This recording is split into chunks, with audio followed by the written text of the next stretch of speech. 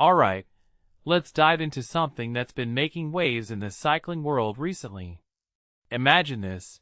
You're in the middle of one of the most prestigious races in cycling, the Tour de France Femmes, and suddenly, you're hit with fines and penalties for something as mundane as public urination. Yes, you heard that right.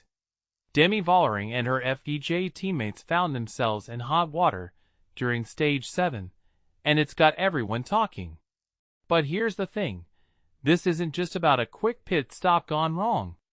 It's a perfect example of how the rules in professional cycling can have massive implications, especially in a race as short and intense as the Tour de France Femmes. Personally, I think what makes this really interesting is the broader context. The Tour de France Femmes is only 9 stages long, which means every decision, every penalty, every second counts. When you're dealing with fines, time penalties, or even something as seemingly minor as a sticky bottle, it can completely alter the race dynamics. I mean, think about it. A rider like Demi Vollering, who's a serious contender, getting fined for something like this? It's not just about the 100 Swiss francs fine. It's the principle and the precedent it sets. What many people don't realize is that these rules are in place to maintain fairness and safety, but they can also feel overly strict, especially when you're pushing your body to the limit. From my perspective, this incident raises a deeper question. How much should we prioritize rule enforcement over the human element of the sport? Cycling is grueling, and riders are often making split-second decisions just to survive the race. Public urination might sound like a trivial issue, but when you're out there, miles into a stage, with no facilities in sight, what are you supposed to do? On the flip side, the race organizers have to maintain a certain standard, and breaking the rules, no matter how small, can't go unpunished. It's a delicate balance, and this situation highlights that tension perfectly. One thing that immediately stands out is how these penalties can snowball. A fine here, a time penalty there, it all adds up. And in a race where seconds can mean the difference between winning and losing, these seemingly minor infractions can have major consequences. Take the sticky bottle incidents, for example. It's a common practice where riders grab a bottle from their team car, but if it's done improperly, it's considered irregular feeding and can result in fines. What this really suggests is that the margins in professional cycling are razor-thin, and every little detail matters.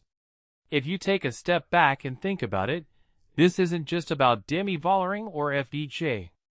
It's about the sport as a whole. Cycling has always been a sport where rules are tightly enforced, but as the women's peloton continues to grow and gain more attention, these incidents are going to be under even more scrutiny. In my opinion, this is a moment for the sport to reflect on how it handles these situations. Are the rules too rigid? Or are they necessary to maintain the integrity of the race? It's a conversation worth having. A detail I find fascinating is how these penalties often involve not just the riders, but also their team directors and support staff.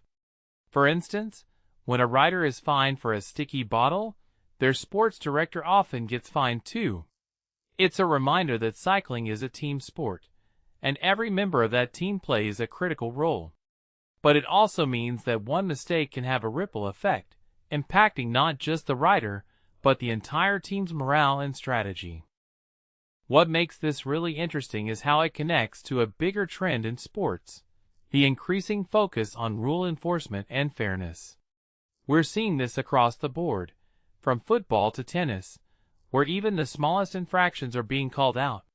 But in cycling, where the conditions are so extreme and the margins so small, these rules can feel particularly harsh. It raises the question, are we losing sight of the human side of the sport in our quest for perfection?